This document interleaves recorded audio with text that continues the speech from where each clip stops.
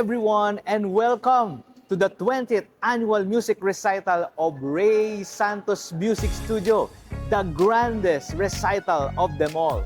Alam nyo, itong grandest recital namin ay once a year lang nangyayari. Kaya talaga namang pinaghandaan namin to, yung aming mga teachers talaga nagturo ng mabuti para yung ipe-perform ng kanilang mga students ay magagandang performance.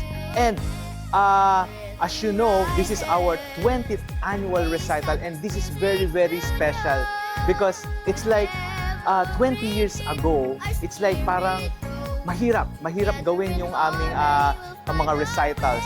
But after 20 years, parang wow, it's like still amazing. It's like mahirap pa rin siya. It's like parang una pa rin siya. No?